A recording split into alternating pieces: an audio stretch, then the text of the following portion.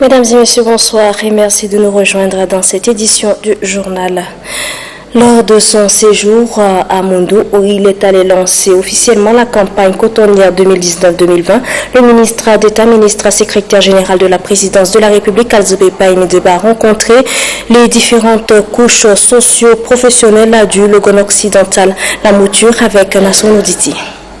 12 groupes socio-professionnels du Logone occidental reçus séparément en 48 heures à Moundou par le ministre d'État, ministre secrétaire général de la présidence de la République, Kalzebe Pahimi Debe.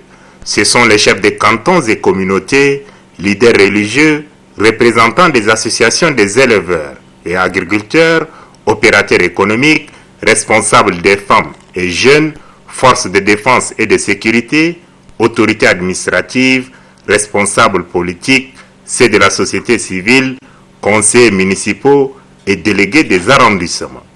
À ces différentes rencontres, le coordonnateur de l'action gouvernementale, Kalzebe Pahimi Debe, avait à ses côtés les ministres de l'Agriculture, Madame Majidian Padjarit, de l'élevage, Gayang Souare, du pétrole, Mohamed Hamid Koua, de la promotion des jeunes, des sports et de l'emploi, Mohamed Nasr Abdoulaye, le gouverneur de la province du Logone occidental, Dago Yahoub, ainsi que 4 conseillers techniques du président de la République et l'assistant du ministre d'État, ministre secrétaire général de la présidence de la République. La paix, la cohabitation pacifique, l'amour du prochain, le développement de la province du Logone occidental et les innombrables réalisations faites par le chef de l'État à Moundou sont les principaux points développés par le ministre d'État. Chiffres à l'appui, le ministre d'État énumère à l'assistance les récentes réalisations. Il s'agit entre autres de l'aéroport international, de l'abattoir du Logone, l'exploitation du pétrole de Mangara, la centrale à gaz naturel, sans oublier la relance de la campagne cotonnière 2019-2020. Quand vous prenez l'abattoir de Moundou, c'est plus de 15 milliards qui sont investis dans cet abattoir. S'agissant de la centrale à gaz, qui est de 2 MW, et tout à l'heure quand je me suis rendu là-bas, j'ai plaidé au nom du gouvernement pour qu'on ajoute encore 2 MW. Déjà, au stade actuel, ça fait 6 milliards. Quelle est cette région-là qui ne souhaite pas qu'on investisse 1 milliard chez elle plutôt? Quelle est cette province? L'État a décidé d'investir 15 milliards ici. Ce n'est pas pour rien, parce que vous le méritez. Parce que vous le méritez. Mais prouvez que vous le méritez. Économiste de formation, le ministre d'État, ministre secrétaire général de la présidence de la République, Kalzebe Pahimi Debe, porte à la connaissance des différents groupes reçus les retombées que générera l'aéroport de Moundou à travers l'exportation de la viande de l'abattoir du Logone comparativement à celui de Dakar. Très bientôt, je l'avais dit tout à l'heure, un avion quittera n'importe quel point du monde pour atterrir directement à Moundou. L'aéroport moderne de Dakar est alimenté par 10 millions de têtes, 10 millions de têtes seulement. Et cela rapporte 600 milliards de francs CFA par an. Pour toutes ces réalisations, le ministre d'État exhorte la population du Logone occidental à soutenir la politique du chef de l'État Idriss Déby Itno, qui, dira-t-il, a une grande ambition pour cette province qui constitue la capitale économique du Tchad. En côtoyant le chef de l'État, j'ai appris à comprendre qu'il a des ambitions pour cette ville. À vous de voir où se trouvent vos intérêts. Les intérêts de Moundou, les intérêts des enfants de la province du Logone occidental, les intérêts du Tchad tout court. Très touché par le message du ministre d'État, ministre secrétaire général de la présidence de la République, Kalzebe Pahimi Debe, les différents groupes socio-professionnels rencontrés entendent mettre en exergue ces sages conseils et orientations pour le développement socio-économique de la province du Logone occidental. Quel bilan peut-on tirer de la descente du ministre d'État, ministre secrétaire général de la présidence de la République, Kalzebe Paimidebe à Moundou? Nassano Diti s'est rapproché de 4 membres du gouvernement ayant fait le déplacement. Suivez son reportage. Moundou, chef-lieu de la province du Logone occidental, a été sous la rampe de l'actualité économique avec le lancement de la campagne cotonnière 2019-2020.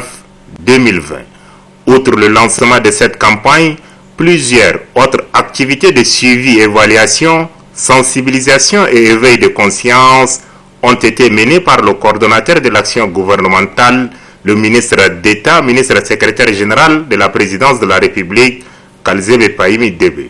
À la rencontre avec les jeunes et les femmes, Innocent Topinate, porte-parole des jeunes du Logone occidental, Mbaye Ondoussi Nedouel, secrétaire de l'Union nationale des étudiants du Tchad, UNET, section de Moundou, ont posé le problème d'accès à l'eau potable à l'université de Moundou. Le ministre de la promotion des jeunes, des sports et de l'emploi, Mohamed Nasr Abdoulaye, est descendu sur le terrain. On a écouté leurs doléances et ils étaient vraiment dans la réalité de la chose. Ils n'étaient pas extravagants, ils étaient réalistes et tout ce qu'ils ont sollicité, effectivement, c'était réalisable et puis ils étaient très concrets.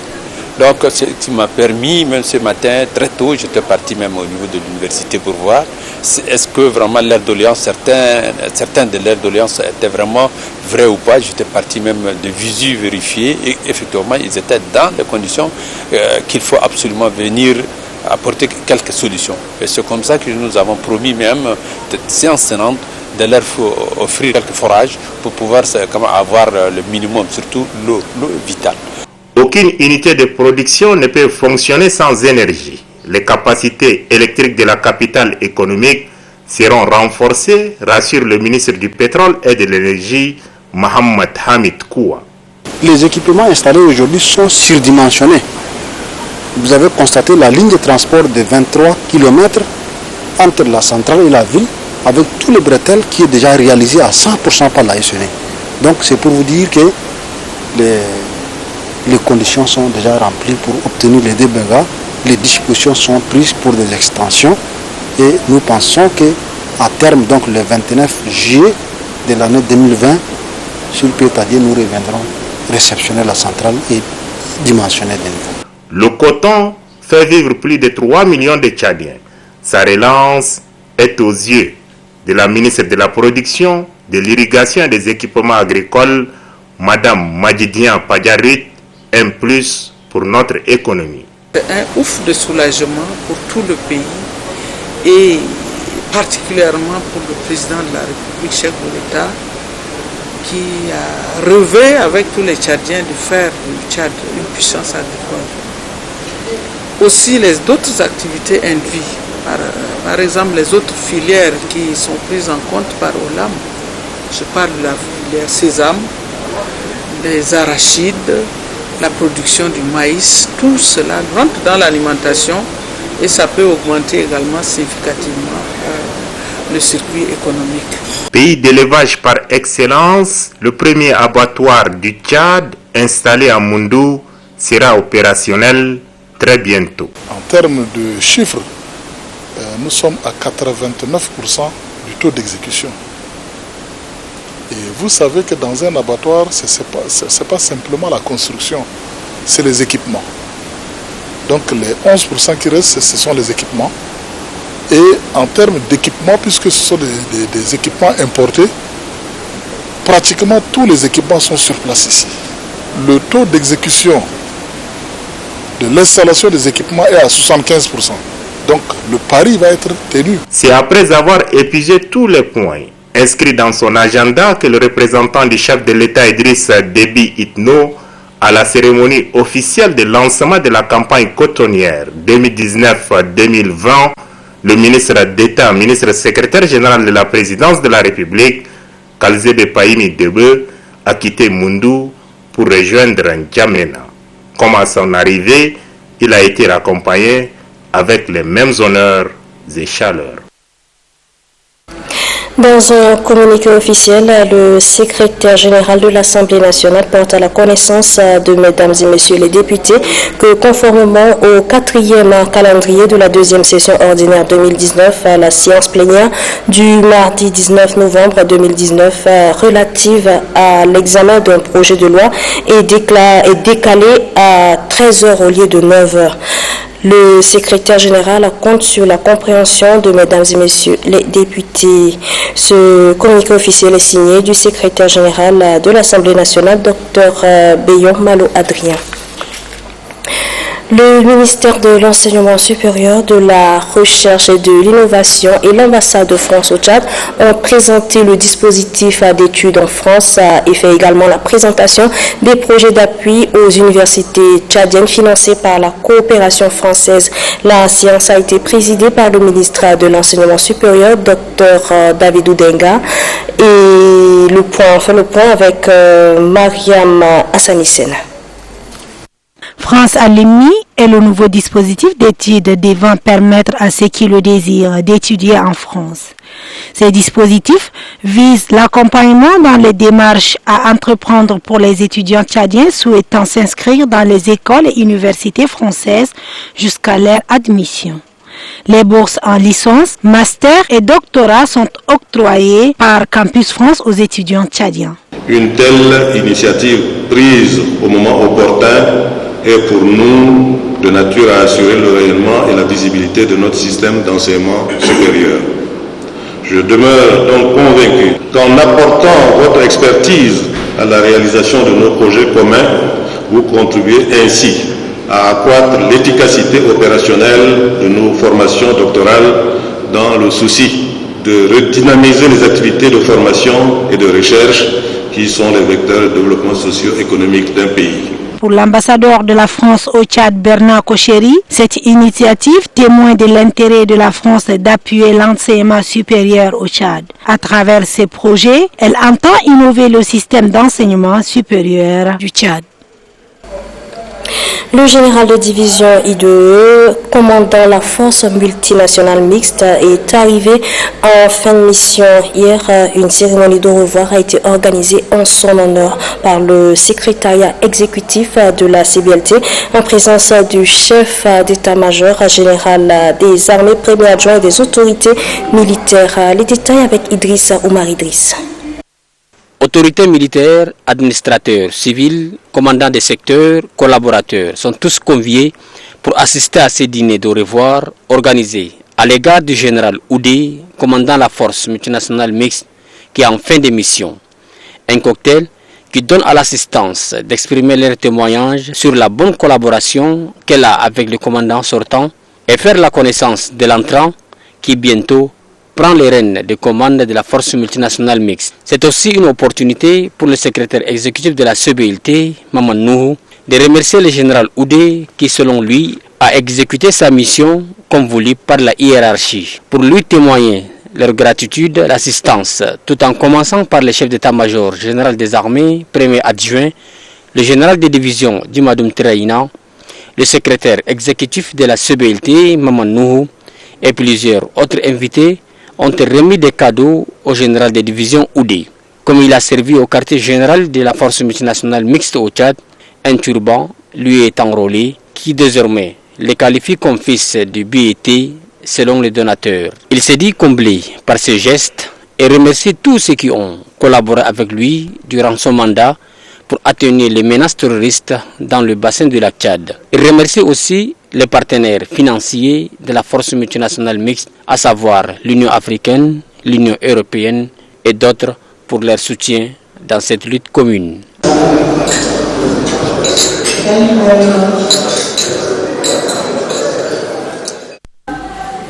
Lors de son séjour dans la province de Wadifira, le ministre de l'Environnement a échangé avec les autorités traditionnelles. Il a également profité pour visiter les OX lâchés en pleine nature depuis quelques années déjà. Noubadoumbaï Talomadi. La réserve de Wadi Rimi et Wadi Hachim est l'un des derniers bastions des Adax avant leur extinction. La réserve de Wadi Rimi et de Wadi Hashim est plus vaste que l'émirat arabe d'Abu Dhabi, avec une superficie de 77 950 km fondée en 1969. Elle enjambe les habitats sahéliens et sahariens depuis la nuit des temps. Plus proche de Bata, elle est boiseuse, elle est sahélienne, elle est subdésertique et aussi désertique.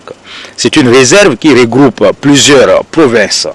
On est vraiment très fiers de voir nos anciens animaux de retour maintenant dans leur zone.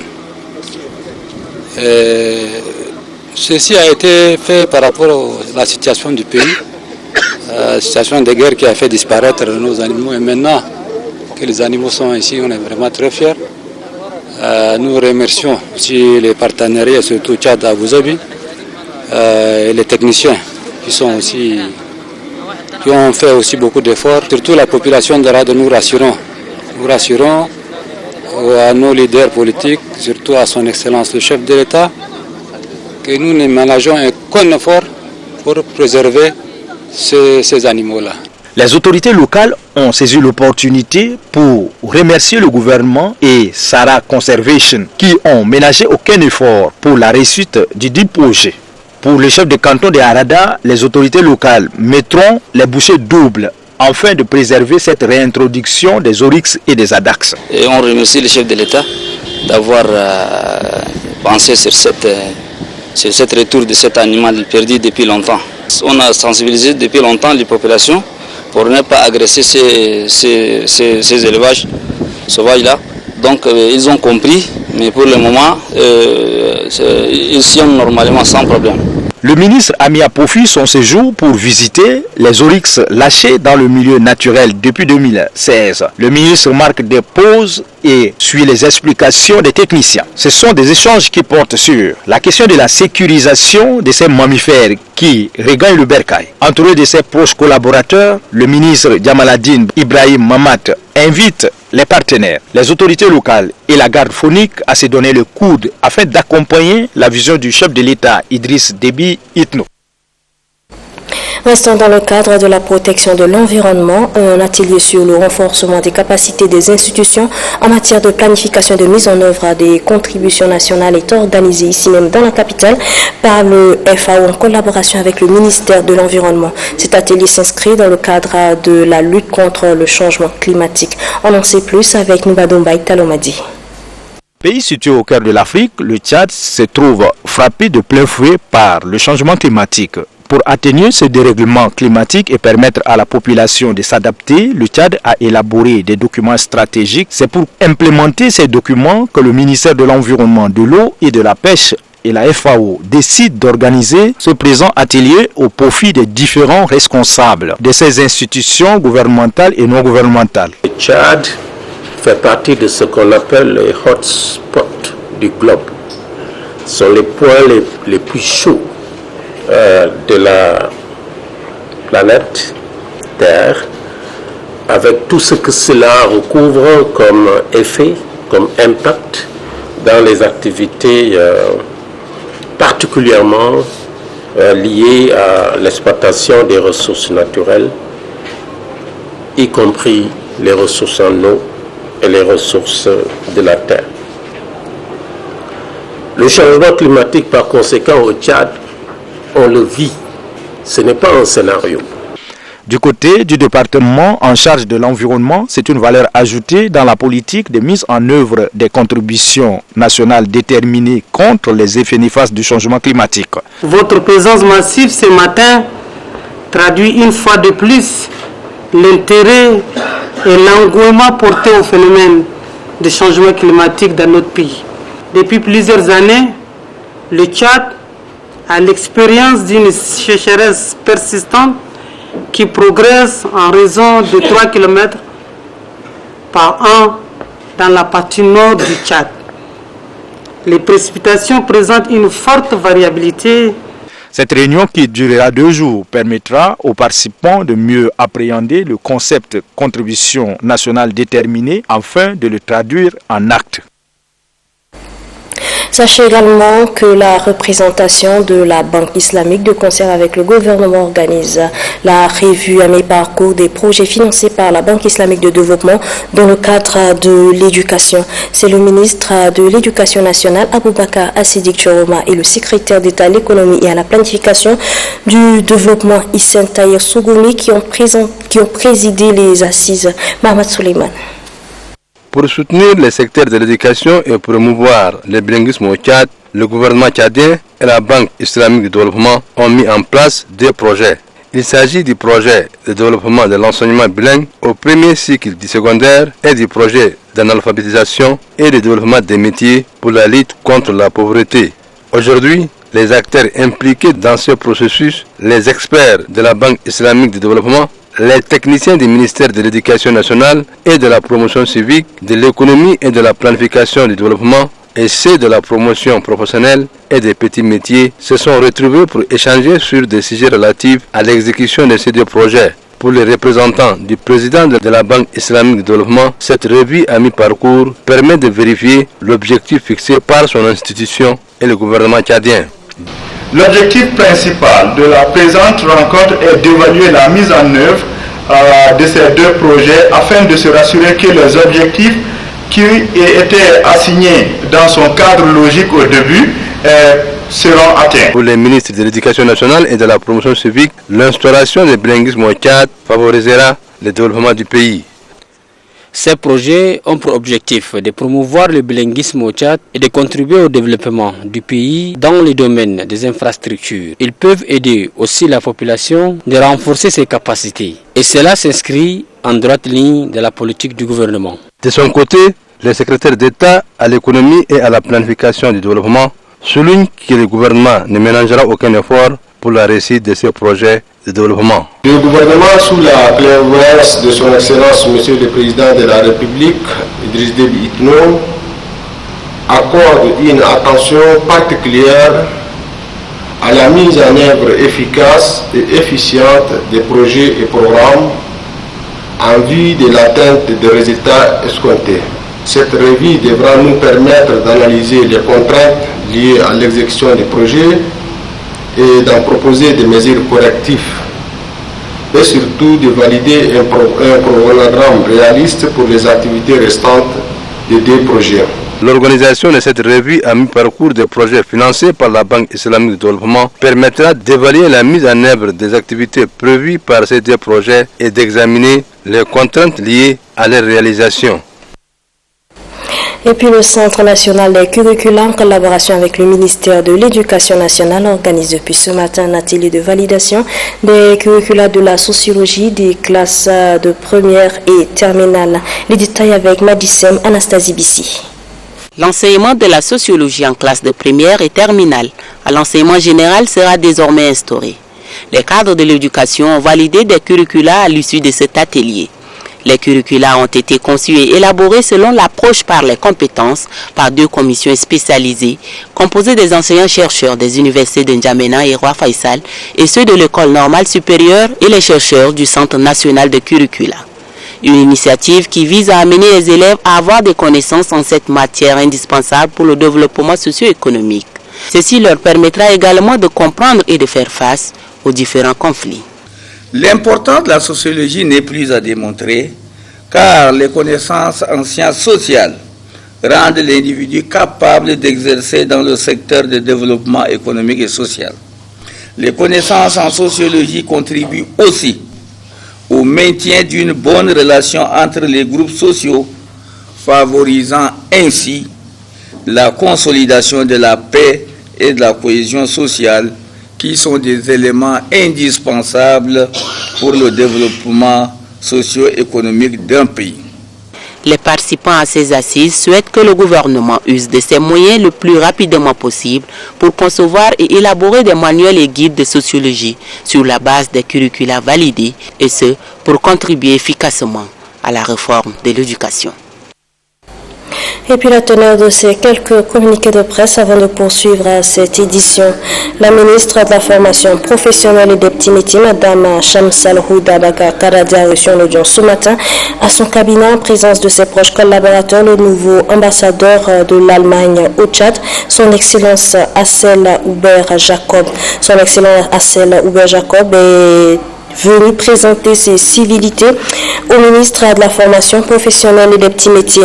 Les deux personnalités se sont appesanties sur la question de la formation professionnelle et la participation du Tchad au premier forum germano-africain sur la formation professionnelle et l'éducation qui se tiendra le 20 novembre à Berlin en Allemagne.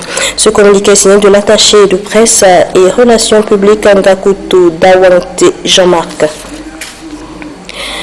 Et puis la ministre, sachez également que la ministre de la Formation professionnelle et des petits métiers, Mme Shamsal Houda Kadadi, a quitté ce matin N'Djamena pour Berlin en Allemagne où elle participera au premier forum germano-africain sur la formation professionnelle et l'éducation qui se tiendra le 20 novembre 2019. Ce communiqué est également signé de l'attaché de presse Ngakutu Dawangte Jean-Marc.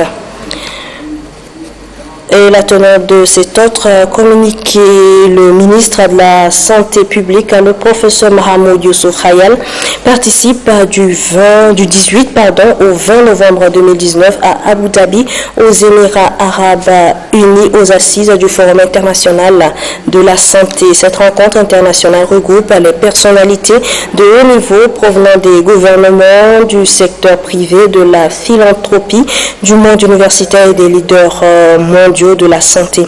Ce forum s'inscrit dans le but du partage des points de vue et les meilleures pratiques pour cartographier, éliminer et éradiquer les maladies infectieuses. Ce communiqué est signé de l'attaché de presse et relations publiques Nadi Atel Dedi. Parlons à présent de la rencontre des cadres du ministère des Finances et du Budget qui sont en conclave depuis ce matin grâce à un partenariat avec l'Union européenne. Les travaux de l'atelier en question portent sur la validation des instructions comptables et du tableau de passage de l'ancien au nouveau plan comptable de l'État. Adef Amat Benrama. Conformément aux nouvelles réformes enclenchées il y a 5 ans au niveau de la CEMAC, Communauté économique des États de l'Afrique centrale, les techniciens du ministère des Finances et du Budget réfléchissent sur un volet important de la modernisation de la gestion des finances publiques. Ils auront, durant les 4 jours de leurs travaux, à examiner et à valider les instructions comptables au niveau central et de concentrer et les tableaux de correspondance des passages de l'ancien au nouveau plan comptable de l'État. Au nom de l'Union européenne, je profite de ce moment pour féliciter le gouvernement tchadien et en particulier le ministère des Finances et du Budget pour l'effort considérable. Il est en train de fournir pour la rénovation du cadre harmonisé de gestion des finances publiques, condition nécessaire pour l'atteinte de ces objectifs de développement économique et de réduction de la pauvreté. Le directeur général adjoint du ministère des Finances et du Budget qui officiait à la cérémonie s'est appesanti sur les attentes. Le vœu le plus ardent du ministère des Finances et du Budget est celui qu'à l'issue de cet atelier découlent des instructions comptables qui tourneront la page dans la gestion des deniers de l'État et que la perspective au 1er janvier 2020, le nouveau plan comptable de l'État et la nomenclature budgétaire soient d'application concomitante. Le gouvernement, par le biais du ministère des Finances, salue le précieux concours des partenaires dans la modernisation de la gestion des finances publiques. Le secrétaire permanent des organisations non gouvernementales et des affaires humanitaires de la direction du ministère de l'économie, Jimesou Djimadi, a une séance de travail avec les acteurs humanitaires intervenant dans la province du Lac. Au centre de la rencontre, la vulgarisation de la loi portant réorganisation du cadre juridique de gestion des ONG au Tchad. Reportage de Robert. La loi promulguée par le président de la République réorganise le cadre juridique de gestion des organisations non gouvernementales. Être reconnue ONG nationale, toute organisation à but lucratif autorisée par le ministère en charge de l'administration du territoire. Celle-ci doit avoir une expérience de 2 ans dans le développement des actions humanitaires. La nouvelle loi donne quitus aux autorités administratives de suivre les actions que mènent les organisations non gouvernementales. Toute ONG nationale est tenue de déclarer ses sources de financement à la Banque des États de l'Afrique centrale BAC et à l'Agence nationale d'investigation financière ANIF. Question de lutter contre le blanchiment des capitaux, le financement des terroristes et la prolifération des armes. En procédant à la vulgarisation de cet instrument juridique, le secrétaire permanent des organisations non gouvernementales et des affaires humanitaires a particulièrement mis l'accent sur le respect de ces documents mis à leur disposition. La validation des zones d'intervention selon le secrétaire permanent des SPONGA doit tenir compte des zones de vulnérabilité, car une bonne coordination des actions humanitaires participe au bien-être des populations. Il invite en outre les ONG à une auto-évaluation de leur activité sur le terrain. La première évidence sur laquelle nous sommes d'accord, c'est que nous tous, nous travaillons pour le bien-être des Tchadiens. Aussi bien l'État que vous, ça c'est une évidence. La deuxième évidence, c'est que vous et nous sommes redevables chacun à un niveau ou à un autre. Ça c'est aussi une évidence. Mais pour gérer ces évidences-là, nous avons besoin, nous-mêmes, de nous remettre en cause. De nous remettre en cause à travers nos manières, de nous remettre en cause à travers nos évaluations des besoins. En parcourant quelques sites où interviennent ces ONG humanitaires, l'on constate qu'elles participent au bien-être des populations. Ici, à l'hôpital de Bagasso, les humanitaires sont à pied d'œuvre. Des tentes d'isolement pour les maladies à potentiel épidémique sont dressées par les acteurs humanitaires. Même si ces ONG humanitaires participent au bien-être de la population, le secrétaire permanent de SPONGA fonde son espoir sur l'appropriation de différents projets mis à leur disposition. Il s'agit pour lui de mener des réflexions en termes de méthodologie et d'approche pour la pérennisation de ces actions humanitaires. À Massakori, face aux associations et des plateformes, la délégation du SPONGA les invite à mener des démarches pour obtenir le statut d'organisation non gouvernementale.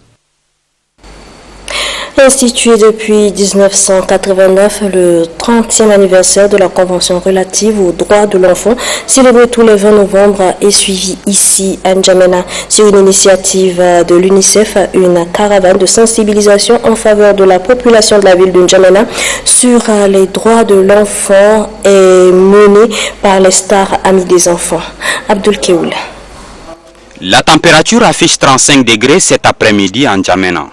Malgré cette chaleur, les stars amis des enfants sillonnent les grandes artères de la capitale, de Dembe à Farsha en allant vers Diguel, tous porteurs d'un seul et unique message, la sensibilisation des parents sur les droits des enfants.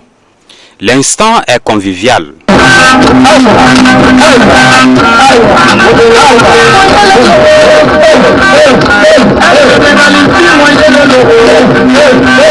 Le collectif des stars tchadiennes engagé auprès de l'UNICEF pour la défense des droits des enfants et le chargé de communication de l'UNICEF estime que cette caravane est appréciable. Les dirigeants de la planète se sont réunis et ont signé la Convention relative aux droits de l'enfant. Cette convention garantira à chaque enfant une identité, une santé, une éducation, un loisir, etc. Donc c'est le texte international le mieux décidé par ce gouvernement. Et c'est pour nous, à partir de cette conférence, de faire le bilan, de voir qu'est-ce que les progrès qui ont été faits, mais surtout les défis que nous devons relever. Des leaders d'opinion qui ont associé en fait leur image, leur voix à ce grand combat qui est donc la lutte pour la scolarisation des enfants et la lutte aussi pour que aujourd'hui l'enfant puisse avoir une très bonne, un accès à la santé.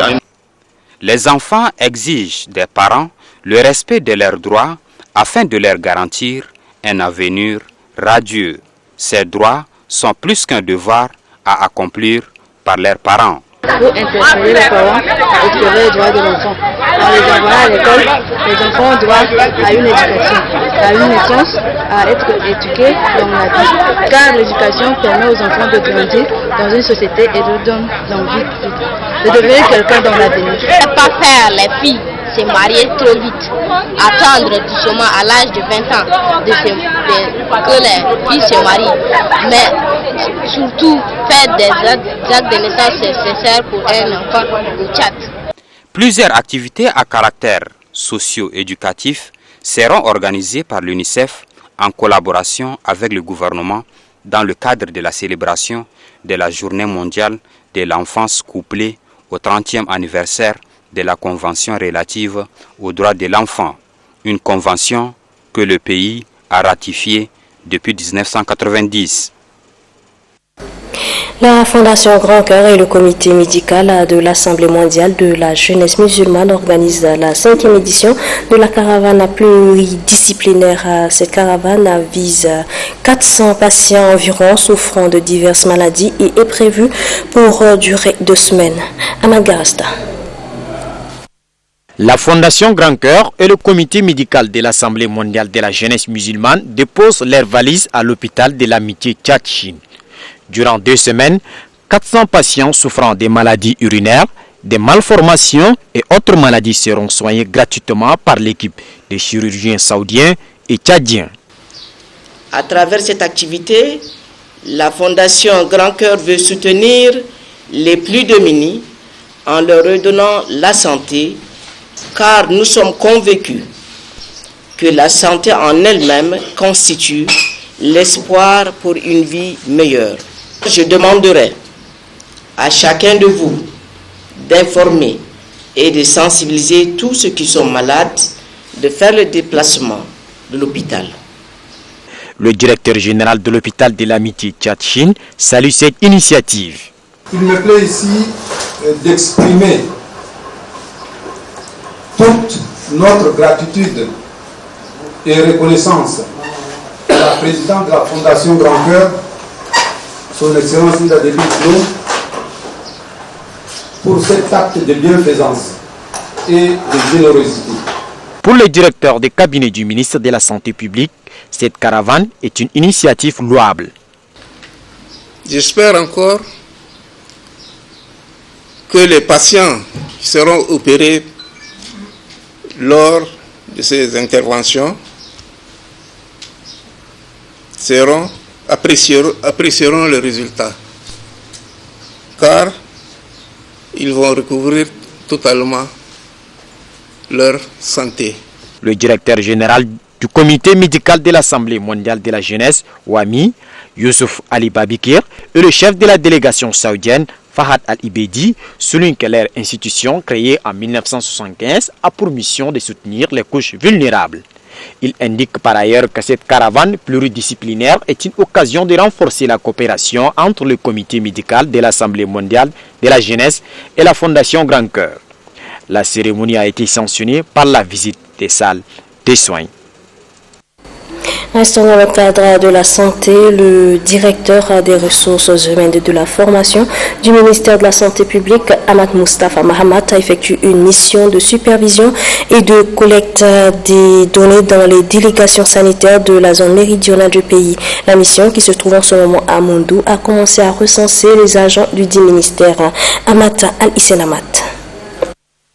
Identifier les ressources humaines de la santé effectivement présentes au fin de constituer une base de données fiable du personnel de santé, tel est l'objectif général recherché à travers ce recensement qu'organise le ministère de la Santé publique par l'entremise de sa direction des ressources humaines et de la formation. Plus spécifiquement, le ministère de la Santé publique veut identifier de manière quantitative et qualitative les ressources, analyser la situation réelle des ressources humaines en santé, mais aussi et surtout exploiter les capacités existantes du personnel, renseigne le chef de mission. Le directeur des ressources humaines et de la formation du ministère de la Santé publique, Ahmad Mustafa Mahamat, informe par ailleurs qu'avec ce recensement, son département veut aller vers les prises de décisions drastiques à l'égard des agents de santé qui perçoivent aisément leur salaire mais qui ne sont pas dans leur poste de travail. À travers ce recensement, nous voulons contrôler aussi toutes les mobilités des agents.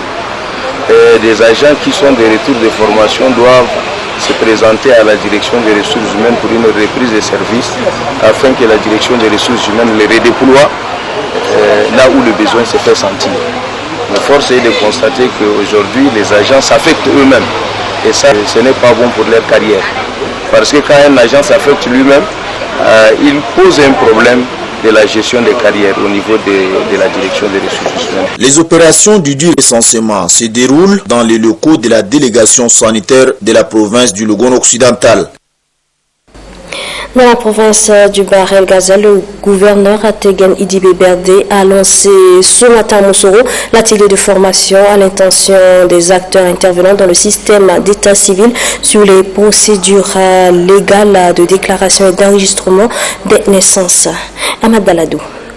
Initié par le ministère de l'administration du territoire et des collectivités territoriales décentralisées, en collaboration avec le Fonds des Nations Unies pour l'enfance et l'Agence nationale des titres sécurisés, cet atelier de formation regroupe 50 participants, notamment les autorités administratives, civiles, militaires, les chefs traditionnels, les leaders religieux, les maires de communes et les représentants de la société civile du Bahr El Ghazal.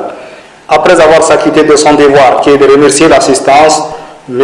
Ngartoloum Bimia, directeur adjoint des affaires politiques et de l'état civil du ministère de l'administration du territoire et des collectivités territoriales décentralisées, de dire que l'objet de cet atelier consiste à faire savoir aux participants l'importance de la délivrance d'un acte de naissance. À l'ouverture des travaux de la formation des acteurs intervenant dans le système d'état civil sur les procédures légales de déclaration et d'enregistrement de naissance, le gouverneur de la province du Bahr El Ghazal, Tegen Edibé Berdé, a précisé que l'état civil est un outil incontournable pour la planification. Il n'a pas manqué de rappeler la loi numéro 008 du 30 mai 2013 réglementant la gestion de l'état civil. Durant 3 jours, les participantes et participants auront à échanger des idées sur l'aperçu de l'état civil, l'importance de l'acte de naissance, les procédures de la délivrance et le rôle joué par les acteurs impliqués. Pour organiser les activités de commercialisation de bétail dans la ville d'Ati, les autorités locales ont mis en place un comité de gestion du marché à bétail de cette ville. Le dit comité a été installé hier à la cérémonie d'installation couplée d'une sensibilisation à l'intention des commerçants de bétail sur l'importance de la vaccination des animaux. Mahamat Tayer de Benalour. Malgré l'importance des flux financiers, le marché à bétail de la ville d'Ati fonctionne sans une instance dirigeante.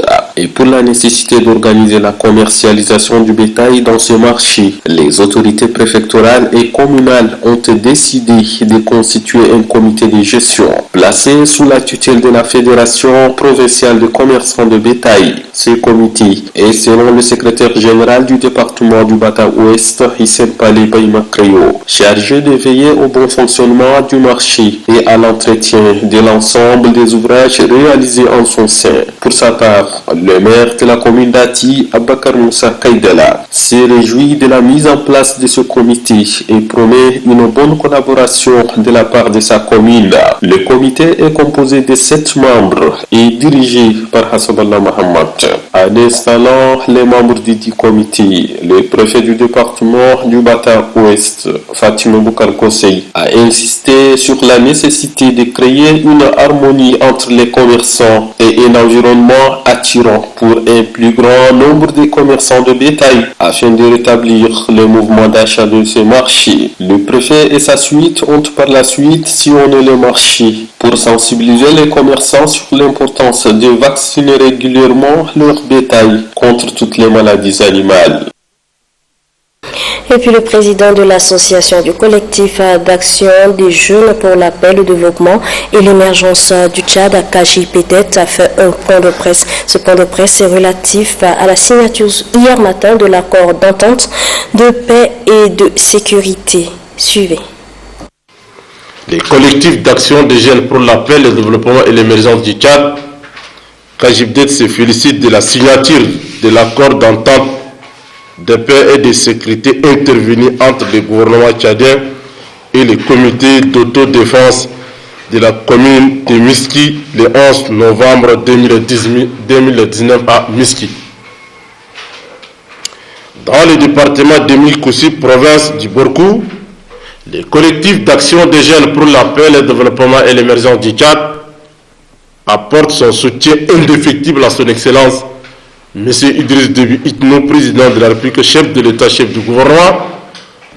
Pour sa clairvoyance, la signature de cet accord permettra désormais au peuple tchadien de se consacrer à la bataille contre la misère, la pauvreté et le sous-développement.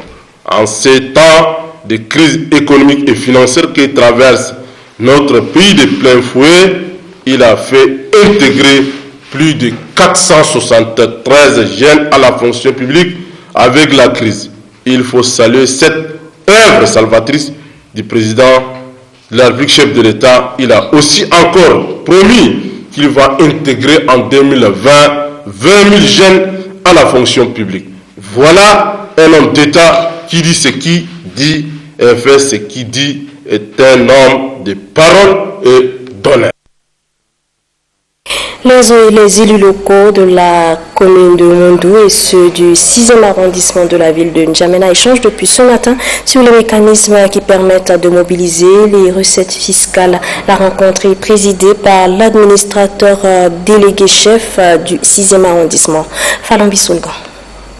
Conscients des maux qui entravent le bon fonctionnement de la commune de Mondou, les élus locaux de la dite commune, en partenariat avec l'ONG Initiative Développement, ont fait le déplacement d'N'Djamena pour échanger les expériences avec leurs collègues de la commune du 6e arrondissement. Les échanges portent sur les mécanismes permettant la mobilisation efficiente des recettes fiscales et leur optimisation. Considérée comme l'une des 10 communes d'arrondissement que compte la ville de N'Djamena, la commune du 6e arrondissement a mis sur pied un mécanisme permettant d'accroître la mobilisation de ses ressources fiscales. En appliquant un principe qui consiste à définir l'assiette fiscale de chaque contribuable, émettre la facture et recouvrer les recettes. Officiant à la rencontre, l'administrateur délégué chef du 6e arrondissement appelle les uns et les autres à la responsabilité.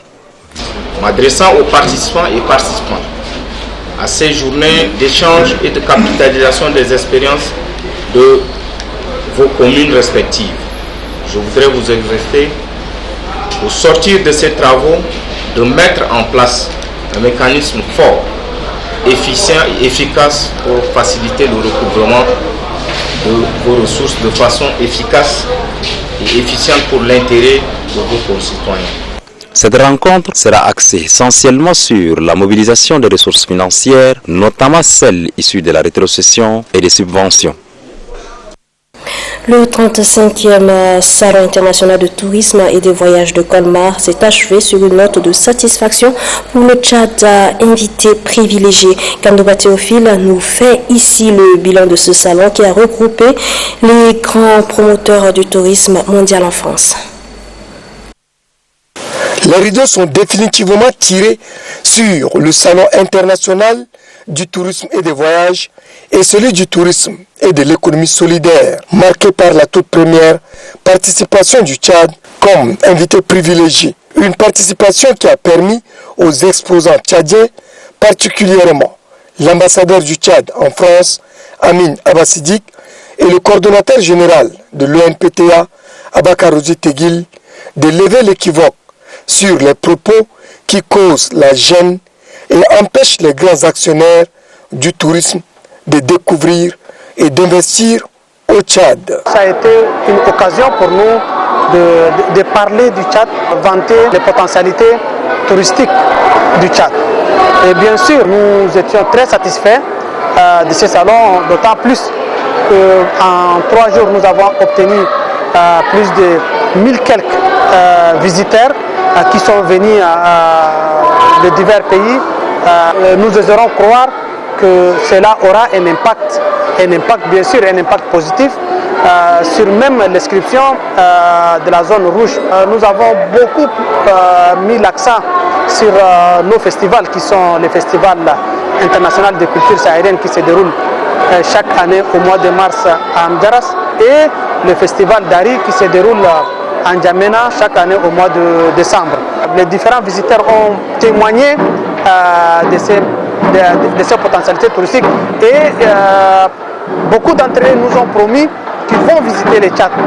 Et c'est ça aussi notre rôle, c'est de convaincre et vendre ces potentialités touristiques. Certes, les responsables de l'Office national de promotion du tourisme, de l'artisanat et des arts et l'ambassadeur du Tchad en France ont pesé de tout leur poids dans les actions qui ont permis au Tchad d'être présent à ce rendez-vous mondial du tourisme. La journée mondiale de la tolérance s'est achevée hier ici à N'Djamena. C'est l'ONG Young Diplomat qui a donné un cachet particulier à cet événement placé sous le thème « La diversité de la tolérance ». Dianodi Nestor.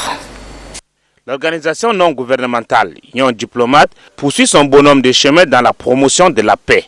En ce samedi 16 novembre 2019, ce sont les élèves de l'école Assafoua de Digel Zafai qui bénéficient de la visite des membres de Young Diplomat. Une rencontre qui est non seulement de sensibiliser les jeunes et les parents, mais aussi de célébrer ensemble la journée internationale de la tolérance. Une journée marquée par des sensibilisations, des poèmes, des récits et des débats. Ce débat a pour thème la diversité de la tolérance. Le président de l'ONG Young Diplomat, Idriss Zakaria, dans sa communication, a rappelé à l'assistance que sans la tolérance, l'on ne peut pas parler de paix. Il exhorte les parents à relayer l'information afin de permettre à leur progéniture de cultiver l'amour de la paix, gage de tout développement. Les élèves plus concernés ont présenté un sketch qui met en lumière l'importance de la tolérance dans la société et en milieu scolaire. L'ONG Young Diplomat est une organisation présente dans plus de 60 pays dans le monde, dont 22 en Afrique. Le Tchad abrite le bureau régional Afrique de cette ONG. Et puis l'association Zilul Arch renforce les capacités des jeunes filles de la capitale sur les risques liés à l'utilisation des réseaux sociaux. Les détails avec Ali Ibrahim Suleiman. Novembre numérique. L'association Zilul Arch sensibilise la jeune fille tchadienne sur la cybercriminalité. Ainsi, à travers cet atelier de formation, des modules tels que les risques liés à l'utilisation des réseaux sociaux sont enseignés. La présidente de l'association Zilul Arch a exhorté les jeunes filles à dénoncer les actes de cybercriminalité. À l'issue de cette formation, les participantes se disent aptes à une utilisation des réseaux sociaux en toute sécurité. On nous a parlé sur les côtés négatifs et les côtés positifs du réseau social, l'opportunité qui nous a beaucoup intéressés. Je suis vraiment contente de ça. Je ne manquerai plus de partager cette belle idée que j'ai appris ici aujourd'hui. Concernant sur les réseaux sociaux, on nous a fait apprendre beaucoup de choses sur le côté négatif et le côté positif. Je peux aussi sensibiliser et partager la connaissance avec les autres sœurs pour leur montrer que les réseaux sociaux ne sont pas seulement négatifs, il y a aussi des côtés positifs. La remise des attestations aux participantes et aux personnes ressources a mis un terme à cette formation. Une opération de ramassage des ordures est lancée dans la commune du 2e arrondissement. Une action des autorités de la dite commune qui vise à rendre salubres les routes jonchées de détritus. C'était en présence du maire du 2e arrondissement, Ahmad Garasta. Les autorités communales du 2e arrondissement se préoccupent de l'assainissement de leur circonscription administrative. C'est dans l'optique de rendre salubres les routes jonchées des ordures ménagères que cette initiative de ramassage d'ordures a été lancée. Les chargeurs et les bennes s'activent. Une action pour assainir le 2e arrondissement de la capitale. Notre population doit vivre dans un endroit sain et que nous devons, c'est un devoir régalien de le faire, d'enlever les ordures. Et nous essayons encore de mettre des garde-fous, de prendre disposition pour que ça ne se répète pas. Mais d'avance, de facto, je vais vous dire que tous ces ordures ménagères que vous voyez ici ne proviennent pas du 2e, soit des arrondissements riverains à côté de nous, qui traversent la rue pour venir les déverser ici. Nous avons, dans notre arrondissement, nous avons 5 bennes tasseuses qui font régulièrement leur travail. Cet élan du maire est accompagné par l'administrateur délégué de la commune du 2e arrondissement. La population d'éviter de jeter les ordures en désordre comme c'est le cas maintenant, donc tasser dans un coin précis, et nos bennes tasseuses qui sont là, toutes fonctionnelles, vont passer régulièrement pour les récupérer. Donc nous leur exhortons vraiment d'éviter de jeter des ordures de manière désordonnée comme c'est le cas maintenant. Cette opération s'étend sur tous les quartiers de la commune. Elle durera 10 jours. En religion, sachez que les habitants du quartier Digel Riad et ceux du quartier Repos dans le 8e et 4e arrondissement de la ville de N'Djamena ont célébré la naissance du prophète Mohammed. Une cérémonie présidée par les membres du Conseil supérieur des affaires islamiques. Idrissa Oumar Idriss. Amen. آمنين محلقين رؤوسكم ومقصرين لا تخافون. Placé sous le thème « Sachez qu'il y a un messager parmi vous » que les fidèles musulmans du quartier d'Igar-Riyad ont célébré la naissance du prophète Mohammed, paix et bénédiction soit sur lui. Une rencontre pour se souvenir du passage des messagers de Dieu sur terre en illustrant par des récits, louanges et des éloges. Selon le président du comité d'organisation, Cheikh Ahmad Mohamed Ibrahim, la célébration du Maulid est d'une importance capitale et confirme l'amour des fidèles envers le prophète Mohammed. Durant ces assises, les ulémas et les prédicateurs ont invité l'assistance de mettre un accent particulier sur la commémoration du Maulid en enseignant à leurs enfants l'amour des prophètes. Ici, la cérémonie est célébrée en collaboration avec Halqa ibn Abbas, un grand centre de formation islamique logé dans ces quartiers. À entendre le président du Conseil supérieur des affaires islamiques, Cheikh Mohamed Khadir Issa, organiser la cérémonie de Maulid fait partie de la foi. Il remercie les organisateurs pour cette initiative louable qui, selon lui, est récompensée par Dieu. À la mosquée Abin Ibrahim, dans le 4e arrondissement, les fidèles musulmans se sont rattrapés à l'événement commémoratif qu'est la célébration du Mawlud, naissance du prophète de l'islam. Tous unis pour écouter l'enseignement coranique qui change le comportement des fidèles dans son environnement. L'imam de cette mosquée, Mohamed Jidda, a dans son allocution relevé que le Mawlid est un événement de taille car le prophète Mohammed a lui-même donné de l'importance au jour où il est né en gênant chaque lundi. Pour les représentants du Conseil supérieur des affaires islamiques, Al-Mahdi Younous, la commémoration du Mawlid est un événement pour se rappeler du bienfait du prophète et de ses actes qu'il a posés pour propager l'islam dans le monde entier.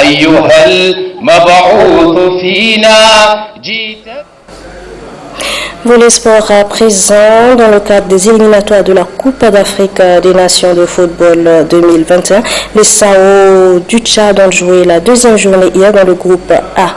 Après leur défaite en Namibie, les Sao du Tchad ont encore perdu hier contre les Aigles du Mali. Quel bilan peut-on tirer? Suivez ce commentaire de Yann Mohibé. 4 buts encaissés, un seul inscrit, tel est le bilan du Tchad après 2 journées. En totalisant 0 points sur les 6 possibles qu'ils auraient dû prendre, les Sao n'ont certes pas encore dit adieu à la qualification à la CAN 2021, mais voient leur chance de figurer parmi les 24 nations conviées à la fête du football continental au Cameroun compromise. Contre-performance devant la Namibie, gifle à domicile contre le Mali, la débâcle semble totale. Avec une défense décimée, un milieu de terrain transparent et une attaque balbutiante, les ambassadeurs tchadiens n'arrivent toujours pas à produire un jeu appréciable et satisfaisant. Conséquence, tous leurs adversaires ont glané les points. Et au classement, c'est le Mali et la Guinée qui partagent la première place avec 4 points chacun. Suit la Namibie avec 3 unités et le Tchad ferme la marche avec 0 points.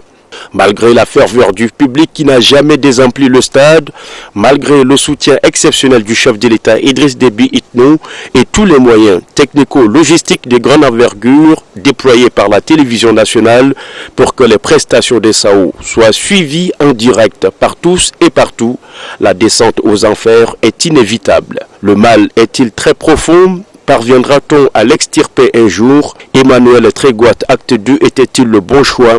Autant d'interrogations qui laissent perplexe tout amoureux du ballon rond. Concernant la suite de ces éliminatoires, il reste 4 matchs à disputer pour les Tchadiens, 2 à domicile et 2 autres à l'extérieur. Au point où ils en sont, les Sao sont quasiment condamnés à réaliser un sans faute s'ils veulent garder une chance de se qualifier. L'encadrement technique dispose en tout cas assez de temps pour apporter tous les réglages nécessaires et remettre la sélection nationale sur les rails, vu que la 3e journée ne se disputera pas avant août 2020.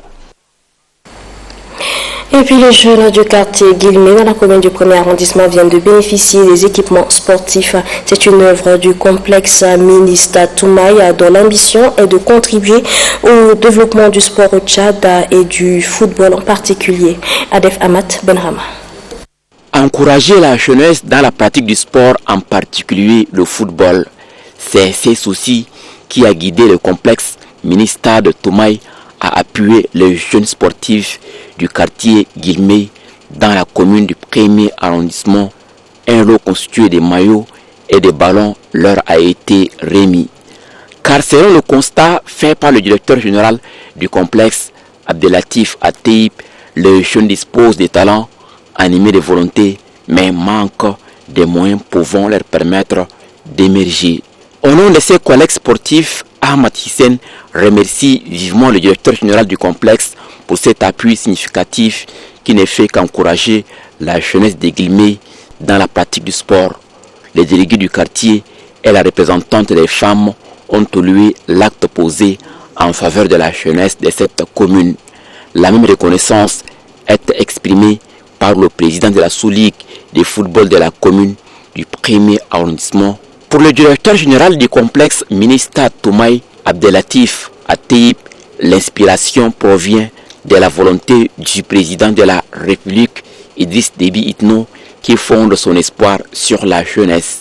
Le directeur général s'est dit disposé à apporter le soutien nécessaire aux jeunes en vue de leur épanouissement. Les responsables des entreprises et autres bonnes volontés ont été invités à apporter leur appui aux jeunes sportifs.